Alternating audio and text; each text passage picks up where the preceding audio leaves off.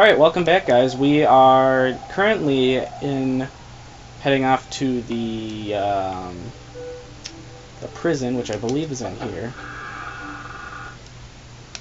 So we don't have to worry too much about the prison guy, because he's in this room here. And this building, I think, has the most items that you'll never use. Excuse me. So we need to find the troubadour room first. And I think that is around the corner here. Might be this room. Let's give it a try. Perfect, here he is. So we need to talk to the troubadour.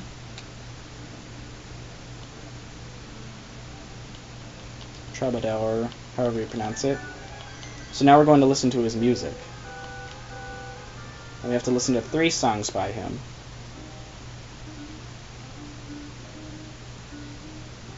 This guy is Will Goddard. He is going to sing us 3 songs. If we keep listening for 3 times, he's going to give us a special flower. I'll explain later what we do with the flower.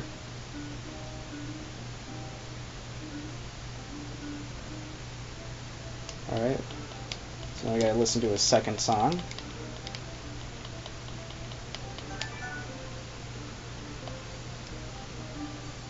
I don't remember his 2nd song. They're mainly just sort of generic songs. The 3rd song is actually by the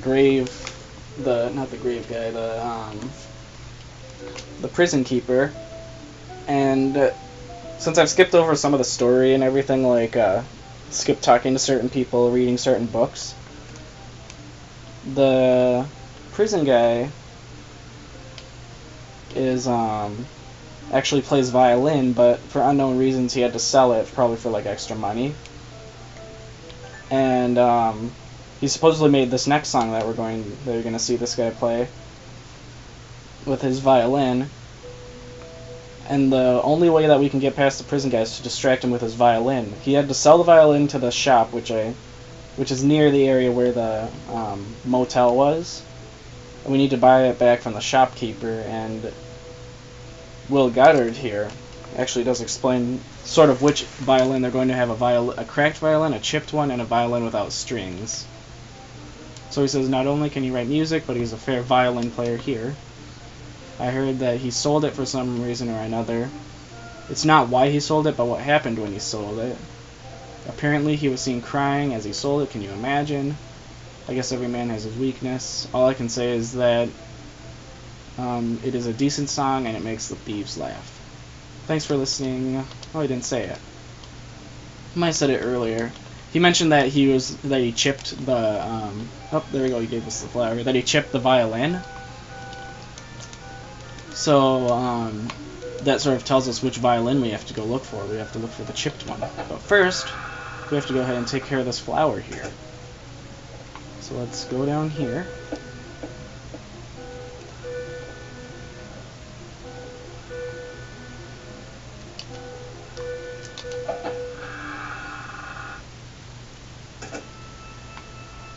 And I don't remember which way the church was. I think it was back by the shop.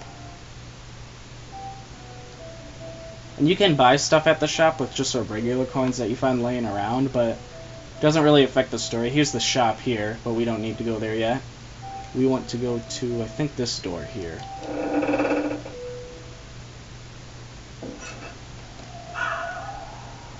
Yes. Yeah, we gotta go to the grave.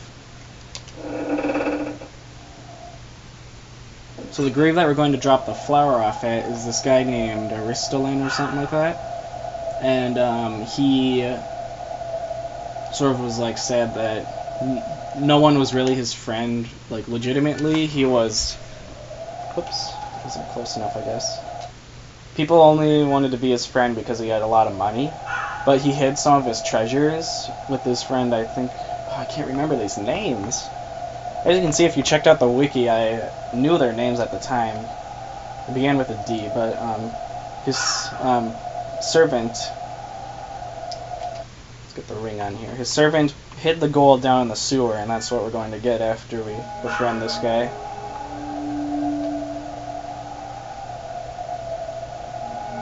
So here we have Aristolin. You have done something that none of my friends had done. Show me kindness. In return, I will give you his treasures. Long ago, during the Rage Wars, I ordered my servant to hide my fortune. He was to bury it deep underground where they were building the water channel. Seek ye high and low. Servant. Tell my servant. Dursius, that's what it was. Aristalin bids you to relinquish the treasure. So now we just gotta go get the treasure from Dursius. Actually, I'll keep the ring on. And I mentioned how the shopkeeper, the prison keeper rather, sold his violin to the shop. And when he did that, or rather when you try to buy it, he won't allow it with just ordinary coins. It's a really expensive item. So with Aristalin's treasure, we should be able to buy back the... where am I going? I don't think I took a... Oh yeah, okay, I took a wrong turn. Well, while we're here, we might as well go visit the grandfather's granddaughter, Caitlin.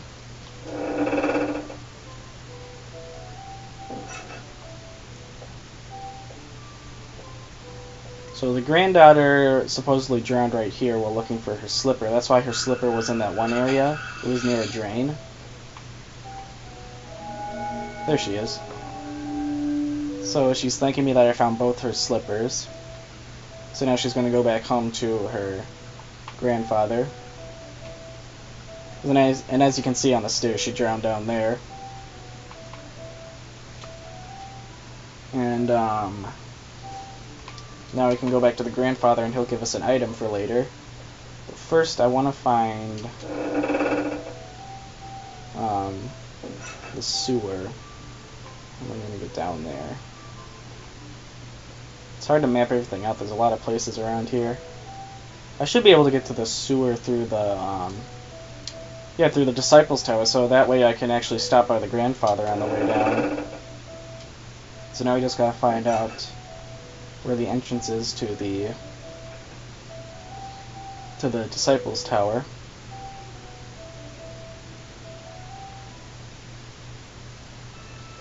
So we are now here.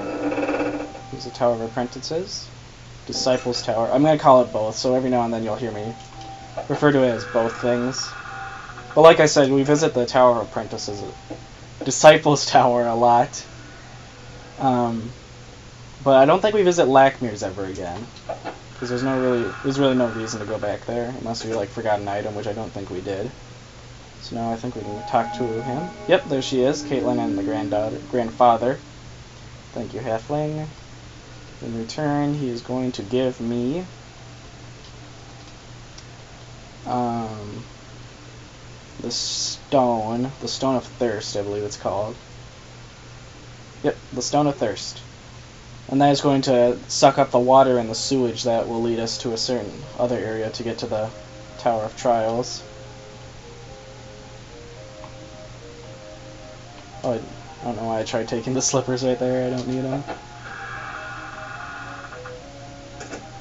Alright, so now let's go talk to Dursius, and then I think we can call it an episode. So Dursius is in the sewer. I didn't really point out his skeleton the first time we went around. Well, let's go check it out.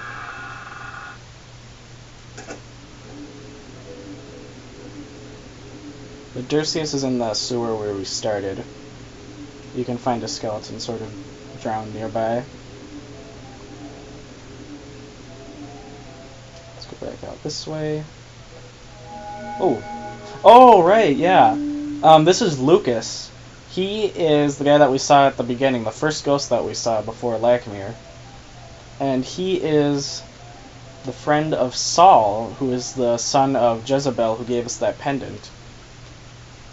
Saul started talking about selling they were looking for a staff. And Saul went mad and he actually killed Lucas, who was supposedly his best friend. So now we gotta go out and find Saul. But we won't find him until later. Let's line me up there. Alright. Go say hi to Dursius.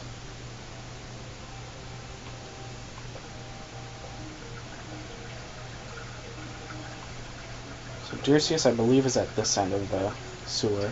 Yep, you can see his body down there. The water's getting quite as deep as you proceed, so now we gotta find out. There he is. So that's Dirceus there. You say, Aristalin ordered me to give you the treasure. Yep. Alright, I am freed from my task. I think he said he was doing that for 153. Oh no, wait, he's coming back. Alright, so he just went off to get the treasure. The ghost relinquishes the treasure. 153 years he's been guarding this.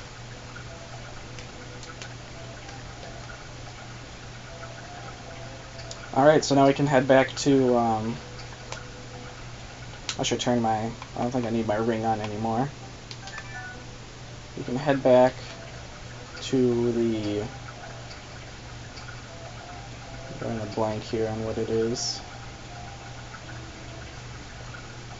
I just took a wrong turn. Head back to, the shop. That's what I'm looking for. I'll just go up this way. So I'm going to go ahead and take the alternate way up without going over the lake. This original way we took with the pickaxe. So as you can see, it holds onto your items even after you use them. So the bone, as you can see here, is still there. But let's use the pickaxe. I'm going to climb up the pickaxe, make my way to the Tower of Apprentices, and then I'll call it an episode. Alright. Let's go up to the wall. Here we go. And alright, we're back. Okay. So, thanks for watching, guys. I hope you enjoyed this episode. And I'll see you next time where we'll sell off, buy back the violin, hopefully save Agar, and maybe even start the next tower. We'll see. Thanks for watching.